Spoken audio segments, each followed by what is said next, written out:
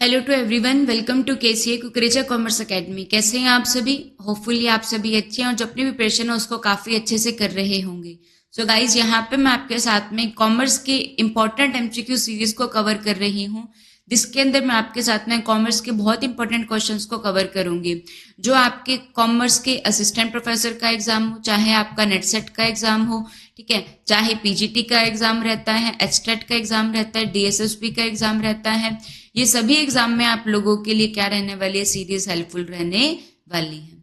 तो स्टार्ट करते हैं हमारे इस सेशन के पहले क्वेश्चन के साथ में। Who formulated the following model for estimating the market price of equity share. तो इक्विटी शेयर को काउंट करना है, तो उसके लिए जो प्राइस, जो फॉर्मूला जो रहेगा वो आप लोगों के पास में क्या रहता है, जो फॉर्मूला है वो क्या है, डिविडेंड कितना बांटा जा रहा है, rate of return divide by cost of equity, rate divide by cost of equity, earning per share minus dividend per share divide bye क्या होता है, कॉस्ट ऑफ इक्विटी रहता है। देखिए, तो यहाँ पे आप लोगों के पास में यही सेम फॉर्मूला ही यहीं पे लिखा हुआ है। सो क्या लिखा हुआ है, जो डिविडेंड है डी, डिविडेंड प्लस में rate of return, R A का मतलब जो है ये आप लोगों के पास में रिटर्न, रेट ऑफ रिटर्न है, आर सी का मतलब cost of capital, that is K E, earning per share minus dividend per share divide by R C K E. तो ये फॉर्मूला आप लोगों के पास में है। तो ये किसका फॉर्मूला है, और ई का मतलब अर्निंग पर शेयर, डी का मतलब dividend per share, earning per share में से डिविडेंड पर शेयर माइनस कर देंगे तो क्या आ जाता है, रिटेन्ड अर्निंग पर शेयर आ जाता है। तो ये जो फॉर्मूला है ये किसका फॉर्मूला है, जेम्स ई वॉल्टर का फॉर्मूला है। जो वॉल्टर है, गॉर्डन है, इन्होंने डिविडेंड का कैसा फॉर्मूला दिया है, कैसा मॉडल दिया है, रेलिवेंट मॉडल दिया है, जिसके अंदर क्या आता है कि डिविडेंड को बांटा जाएगा। अगर डिविडेंड को बांटेंगे तो जो फर्म की वैल्यू होगी वो क्या हो जाएगी, बढ़ जाएगी। डिविडेंड को नहीं बांटेंगे तो जो फर्म की वैल्यू है वो क्या हो जाएगी, कम हो जाएगी। While on the other hand जो मोदी-गिलानी मिलर मॉडल होता है, ये कैसा मॉडल होता है, इररेलेवेंट मॉडल होता है। ठीक है, तो ये जो मोदी-गिलानी मिलर मॉडल है इररिलेवेंट है, ये गॉर्डन का फॉर्म, ये आप लोगों के पास में वॉल्टर मॉडल का क्या होता है, फॉर्मूला होता है। ठीक है, सो इसमें एक और कंसेप्ट भी होता है। तो अगर रेट ऑफ रिटर्न जो रहता है वो क्या होता है, कॉस्ट ऑफ इक्विटी से ज्यादा होता है, तो इस केस में फर्म को क्या करना चाहिए, अगर रिटर्न ज्यादा है तो इस फर्म के अंदर इसको अंदर उनको क्या करना चाहिए, सारे के सारा जो है 100% क्या कर लेना चाहिए, रिटेन कर लेना चाहिए, और जो पे आउट है वो क्या रखना चाहिए, 0% रखना चाहिए। अगर वो ऐसा करती है तो फर्म की वैल्यू बढ़ती है, और ऐसा नहीं करती है तो फर्म की वैल्यू कम होती है। और अगर के ई जो है वो रिटर्न से ज्यादा है तो उनको क्या करना चाहिए, 0% क्या करना चाहिए, रिटेन करना चाहिए। अगर कॉस्ट ज्यादा आ रही है तो रिटेन नहीं करना है, सारा का सारा क्या कर दो, बांट दो। और अगर ऐसा करते हैं तो फर्म की वैल्यू बढ़ती है, और नहीं करते हैं तो फर्म की वैल्यू क्या होती है, कम होती है। ठीक है, next question on your screen, indicating the quantitative method of job evaluation. Job से रिलेटेड क्या कुछ चीजें होती हैं, जॉब डिस्क्रिप्शन होता है जहां पर जॉब के बारे में बताया जाता है, जॉब के अंदर क्या रिस्पॉन्सिबिलिटीज रहती हैं, क्या ड्यूटीज होती हैं, वर्किंग आवर क्या होते हैं। ठीक है, तो ये जॉब डिस्क्रिप्शन होता है। एक जो स्पेसिफिकेशन होता है जहां पे ह्यूमन की जो क्वालिटीज होती है उनको क्या क्या चाहिए उसके ऊपर बात की जाती है। तो उसके लिए क्वांटिटेटिव मेथड जो रहते हैं जॉब इवेल्यूएशन के, तो वो कौन से होते हैं, जो क्वांटिटेटिव मेथड में आपके पास में कौन कौन से मेथड आते हैं, पॉइंट रेटिंग मेथड आते हैं, और क्या आते हैं, फैक्टर कंपैरिजन मेथड आते हैं। जॉब इवेल्यूएशन के अंदर दो मेथड होता है, क्वांटिटेटिव और क्वालिटेटिव। नॉन क्वांटिटेटिव में क्या आते हैं, क्वालिटेटिव आते हैं। ठीक है, तो जो क्वांटिटेटिव रहते हैं उसमें पॉइंट रेटिंग आती है, फैक्टर कंपैरिजन आता है, और जो क्वालिटेटिव होते हैं उसमें रैंकिंग आती है, और क्या आते हैं, ग्रेडिंग आती है। क्वांटिटेटिव में point rating, factor comparison, qualitative में रैंकिंग और ग्रेडिंग आती है। Move to the next question, match the list 1 with the list 2। So career goal, goal क्या होता है जिसको हम लोग अटेन करना चाहते हैं, है ना, वो future position one strive to reach as a part of career, जिसको हम अटेन करना चाहते हैं वो क्या होता है, करियर गोल होता है। तो जो फर्स्ट होगा वो बी से कनेक्ट होती है, आपका आंसर क्या हो जाएगा, ए हो जाएगा। करियर पाथ, पाथ क्या होता है, वो रास्ता होता है जिसपे हम चलते हैं, तो ये सिक्वेंटल पैटर्न ऑफ जॉब होता है जो एक फॉर्म करता है हमारे करियर को। करियर काउंसलिंग क्या होती है, काउंसिल में पीपल को गाइड किया जाता है। ठीक है, और मेंटोरिंग जो रहता है ये क्या होता है, एक प्रोसेस होती है जहां पे जो एग्जीक्यूटिव होता है वो एज एन सर्व करता है एज ए गाइड की तरह। ठीक है, next question on your screen, the process of receiving and welcoming an employee, एक एम्प्लॉय को ऑर्गेनाइजेशन में लेकर आना है, उसको वेलकम करना है। जब वो फर्स्ट ज्वाइन करता है कंपनी में तो उसको बेसिक इन्फॉर्मेशन देनी है जिससे वो सेटल डाउन कर सके आसानी से और अच्छे से अपना काम शुरू कर सके। तो ये जो प्रोसेस होती है ये क्या कहलाती है? ओरिएंटेशन होती है। क्या होती है? ओरिएंटेशन, जहाँ पे उनको बेसिक इन्फॉर्मेशन दी जाती है एम्प्लॉयज को। प्लेसमेंट में क्या होता है? उनको जॉब के ऊपर प्लेस कर दिया जाता है, तो ये ओरिएंटेशन आ जाएगा। ठीक है, move to the next question. Which one is not relevant for of succession planning? तो सक्सेशन प्लानिंग क्या होता है? एक करियर प्लानिंग होती है।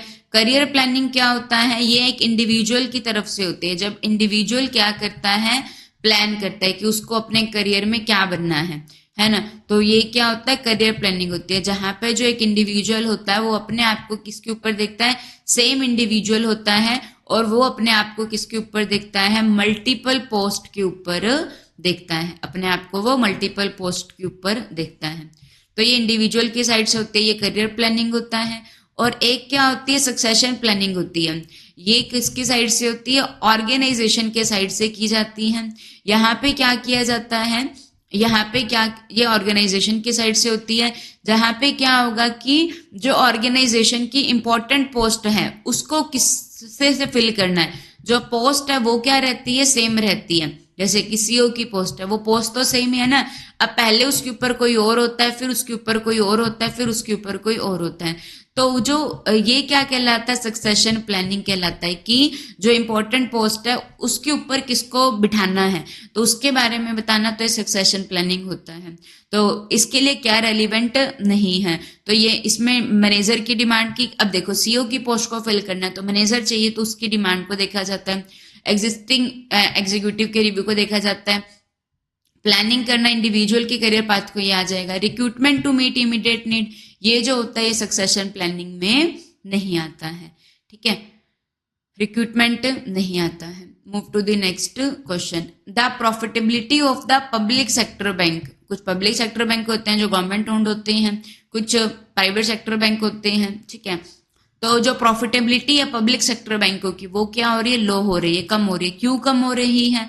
बिकॉज ओवर कॉन्शियस अप्रोच है लैंडिंग के, जब पैसा उधार पे देना तो उसके लिए काफी ज्यादा ओवर कॉन्शियस अप्रोच को बनाया जा रहा है। रिजर्व बैंक की पॉलिसीज हैं, हाई ओवरहेड कॉस्ट है। ठीक है, सोशल सेक्टर लैंडिंग भी सोशल सेक्टर को दे रहे हो, तो ये तो रीजन नहीं है इसका, ये रीजन नहीं है। तो एक सेकेंड वेट, तो देखो ये पब्लिक सेक्टर की जो, अच्छा रिजर्व बैंक की पॉलिसी है, पॉलिसी भी तो कोई रीजन नहीं होता ना। तो ऑप्शन नंबर जो सी रहेगा ये क्या हो जाएगा? इसका आंसर हो जाएगा, सॉरी एक सोशल सेक्टर की लैंडिंग बनेगा इसमें। एक wait wait wait wait sorry guys. So देखो, अच्छा कोई भी पॉलिसी रहती है, ये जो होता है ये आपके पास में कोई भी जो पॉलिसी होती है ये थोड़ी ना एक रीजन होता है किसका? प्रॉफिटेबिलिटी लो का। और आरबीआई ने तो पॉलिसी बनानी है, तो जो ओवर कॉन्शियस अप्रोच होती है लैंडिंग की, तो ये प्रॉफिटेबिलिटी का लो रीजन होता है। आरबीआई की पॉलिसीज ये रीजन नहीं है। हाई ओवरहेड कॉस्ट आती है, सोशल सेक्टर लैंडिंग होती है, तो ऑप्शन नंबर सी जो रहेगा इसका आंसर हो जाएगा। ये क्वेश्चन रिपीटेड आ गया। क्वांटिटेटिव प्लान में क्या क्या आता है? सो जॉब इवैल्यूएशन के अंदर क्वांटिटेटिव प्लान में क्या क्या आता है? पॉइंट रेटिंग, फैक्टर कंपैरिजन आता है। और जो क्वालिटेटिव होता है उसमें क्या आता है? रैंकिंग और ग्रेडिंग आता है। क्वांटिटेटिव में point rating, factor comparison, qualitative में रैंकिंग और जॉब ग्रेडिंग आती है। ये भी हो गया था। Move to the next question. देखिए ये इंपॉर्टेंट क्वेश्चन है। बैंकिंग की अलग अलग कमेटीज बनी हुई हैं, तो वो किन्होंने दी हैं और उसके ऊपर कौन वर्क करता है? नरसिंहम कमेटी किन्होंने दी है? नरसिंहम कमेटी ने क्या दिया है? शेट्टी कमेटी ने क्या दिया है? घोष कमेटी ने क्या दिया है? और जानकी रमन कमेटी ने क्या दिया है? तो जो नरसिंहम, तो बहुत ही आसान क्वेश्चन है, बहुत ही इंपॉर्टेंट क्वेश्चन भी है। तो जो नरसिंहम कमेटी है उन्होंने किस चीज के ऊपर बात करी थी कि जो हमारी कंट्री का फाइनेंशियल सिस्टम है उसके ऊपर ये क्या करता है? बात करता है। हमारी कंट्री के फाइनेंशियल सिस्टम के ऊपर ये क्या करता है? फोकस करता है। तो फर्स्ट जो होगा वो डी से कनेक्ट होती है। आपका आंसर क्या हो जाएगा? 4। एक सेकेंड, अच्छा देखो यहाँ पे ना मैच कैसे करना है लिस्ट 2 को। ये ए बी सी डी है ना, तो ये ए बी सी डी ऊपर है, तो इस तरीके से मैच करना है। ठीक है, मतलब कि राइट टू लेफ्ट जाना है।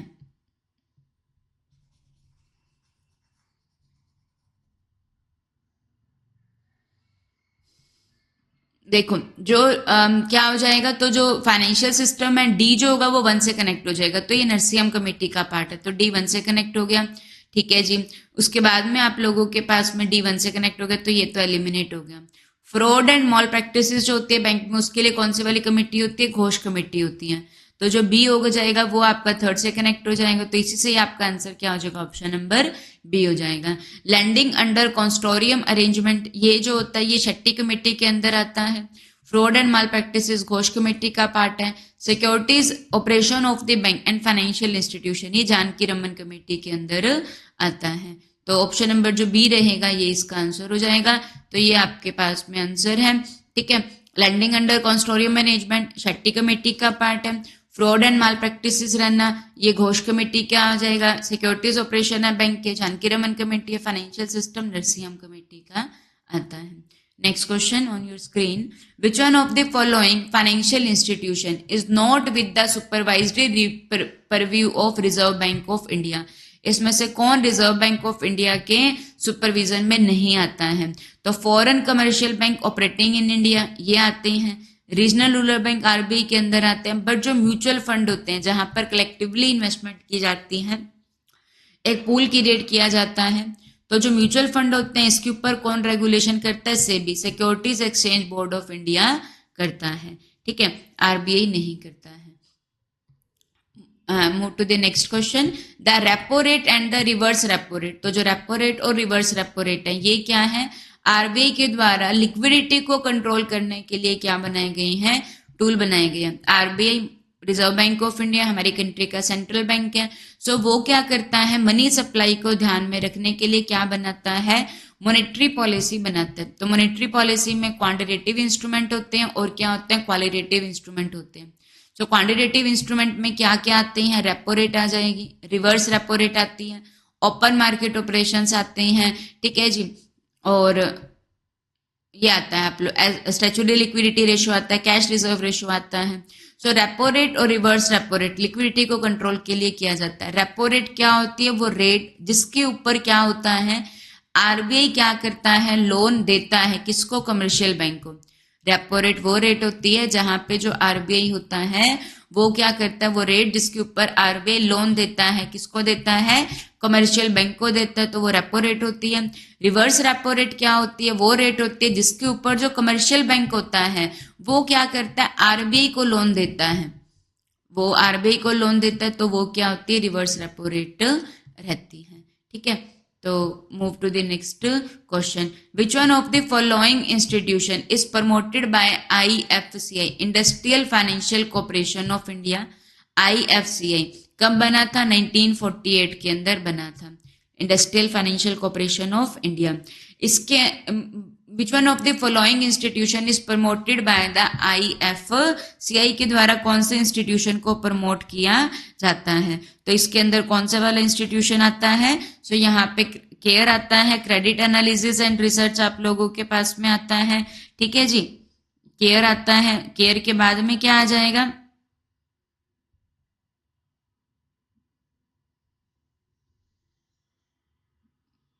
केयर को किसने बनाया है? इन्होंने बनाया है। उसके बाद में राष्ट्रीय ग्रामीण विकास निधि भी आ जाएगा, CCIL clearing corporation of India limited आ जाएगा। बट जो सिडबी है ये आईएफसीआई की डेवलपमेंट नहीं है, ये आईडीबीआई की डेवलपमेंट है, industrial development bank of India की डेवलपमेंट है। सिडबी कब बना था? 1990 में बना था। सो आईएफसीआई में केयर आ जाएगा। केयर इसने केयर को बनाया है, राष्ट्रीय ग्रामीण विकास निधि को बनाया है और clearing corporation of India limited को बनाया है। ठीक है। तो ये था अभी का हमारा सेशन। तो थैंक यू टू एवरीवन।